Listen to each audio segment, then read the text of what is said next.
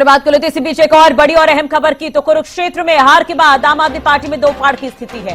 अनुराग ढांडा और सुशील गुप्ता में मतभेद देखने को मिल रहा है। अनुराग ढांडा ने कांग्रेस पर आरोप लगाए हैं, सुशील गुप्ता ने आरोपों से पल्ला झाड़ लिया है। कांग्रेस ने आम आदमी पार्टी की भ्रूण हत्या का प्रयास किया, ये अनुराग ढांडा ने कहा। कांग्रेसी नेताओं पर भीतरघात के आरोप लगाए। अब वहीं सुशील गुप्ता ने कहा यह आम आदमी पार्टी का बयान नहीं है, ये अनुराग ढांडा का व्यक्तिगत बयान है। आपको बता दें कि सुशील गुप्ता जिन्होंने आम आदमी पार्टी की तरफ से कुरुक्षेत्र से चुनाव लड़ा, इस बार के लोकसभा चुनाव में कांग्रेस और आम आदमी पार्टी मिलकर चुनाव लड़ रही थी। एक सीट आम आदमी पार्टी के पास थी, 9 सीट कांग्रेस के पास। अब कांग्रेस को लेकर यह बयान अनुराग ढांडा कहते हुए नजर आए, लेकिन सुशील गुप्ता ने कहा कि ये आम आदमी पार्टी का बयान नहीं है, ये अनुराग ढांडा का व्यक्तिगत बयान है। तो कुरुक्षेत्र में सुशील गुप्ता को हार का सामना करना पड़ा और उसके बाद आम आदमी पार्टी में ये इस तरह के बयान सामने आए हैं। तो ये बड़ी और अहम खबर हम आपको बता रहे हैं। अनुराग ढांडा और सुशील गुप्ता के बयानों में काफी अंतर नजर आया। अनुराग ढांडा ने कांग्रेस पर आरोप लगाए, लेकिन सुशील गुप्ता ने इसे उनका व्यक्तिगत जो है राय बताती है।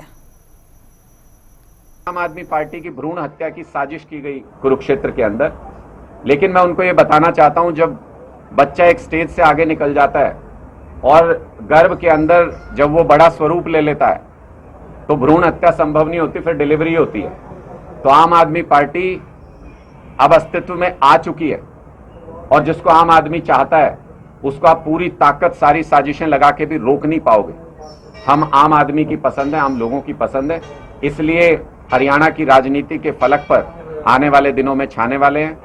और जो साजिशें कुरुक्षेत्र सीट के ऊपर की गई, हमने तो अभी तक पूरे हरियाणा स्टेट का हम रिव्यू करेंगे, सारे कार्यकर्ताओं को बुलाएंगे, तब उसमें असली वजह असली पॉइंट्स हम निकाल के दे सकते हैं। लेकिन जो लोगों का फीडबैक आ रहा है, जो लोग हमें बता रहे हैं, लोकल स्थानीय लोग बता रहे हैं, हमारे कार्यकर्ता बता रहे हैं, कांग्रेस के कार्यकर्ता हमें फोन कर करके बता रहे हैं, वो संदेह पैदा करता है, कुछ सवाल खड़े करता है, जो मैं आपके समक्ष छोड़ के जा रहा हूं, जो लोगों के बीच में छोड़ के जा रहा हूं, कि ये यकीन करना संभव नहीं है कि कैथल में रणदीप सुरजेवाला जी इतने बड़े नेता, कांग्रेस के राष्ट्रीय स्तर के नेता हैं, पता नहीं कहां कहां किन स्टेट्स में कहते हैं चुनाव लड़वाए हैं, प्रभारी रहे हैं, कैथल के अंदर बताते हैं कि कद्दावर नेता है हमारा, सिक्का चलता है, अपना खुद का चुनाव 500-700 वोट से शायद वो पिछली बार विधानसभा में रह गए थे, मुश्किल परिस्थितियों में जब वो जींद से हार के आए थे बुरी तरह से, तीसरे नंबर पे रह के, समझ आता है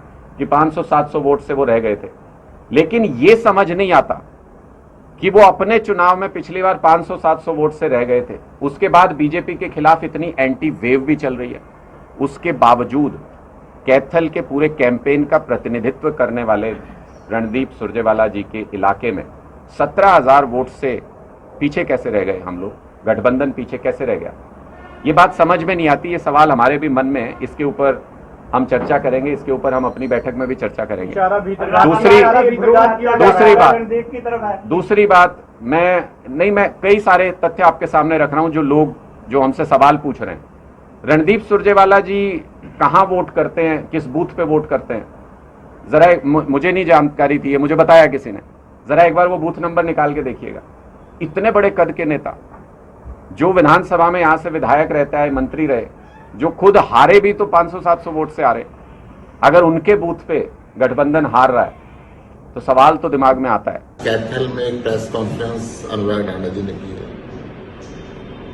मैं ये स्पष्ट करना चाहता हूं कि अनुराग ढांडा जी का व्यक्तिगत बयान है, आम आदमी पार्टी हरियाणा का इस बयान से कोई संबंध नहीं है। चलिए इसी खबर पर ज्यादा जानकारी के लिए बात करेंगे। मनोज मलिक हमारे साथ जुड़ गए हैं। मनोज, एक तरह से देखा जाए तो चुनाव परिणाम सामने आ गए हैं। कुरुक्षेत्र में आम आदमी पार्टी को हार का सामना करना पड़ा, या यूं कहें कि कांग्रेस और आम आदमी पार्टी चुनाव लड़ रही थी तो हार का सामना इन्हें करना पड़ा है। लेकिन एक तरफ अनुराग ढांडा कांग्रेस पर आरोप लगा रहे हैं, सुशील गुप्ता कह रहे हैं कि उनका ये व्यक्तिगत बयान है। पूरी जानकारी इस खबर को लेकर बात करें तो एक तरफ जहां अनुराग ढांडा बोल रहे हैं कि जो कैथल का जो अपने आप को रणदीप सुरजेवाला के बारे में जो बयान दिया है कि 17,000 वोट से कैसे आम आदमी पार्टी हारी, लेकिन उस समय उन्होंने मतलब 500 या 700 वोटों से रणदीप सुरजेवाला की हार थी कैथल से। तो इसके बारे में द्वारा आरोप लगाए गए। उन्होंने ये कहा कि रणदीप सुरजेवाला को बोला कि आप जो कांग्रेस चाहती है कि आम आदमी पार्टी की पुनर्रचना की जाए, लेकिन नाकामयाब साबित होते हुए जनता ने पसंद नहीं किया।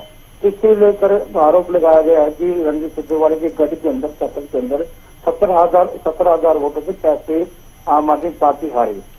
तो इसी पलटवार के ऊपर सुशील गुप्ता द्वारा भी आरोप लगाए गए हैं कि उन्होंने कहा कि ये उनका अनुराग ढांडा का व्यक्तिगत ज्ञान है, आम आदमी पार्टी का इसमें कोई ज्ञान भी नहीं है। जी चलिए, बहुत बहुत शुक्रिया मनोज तमाम जानकारी और बातचीत के लिए। तो कुरुक्षेत्र में हार के बाद दो फाड़ की स्थिति आम आदमी पार्टी में देखने को मिल रही है। अनुराग ढांडा एक तरफ कांग्रेस पर निशाना साधते हुए नजर आए, तो वहीं दूसरी तरफ सुशील गुप्ता ने व्यक्तिगत बयान बताया है अनुराग ढांडा का इसे।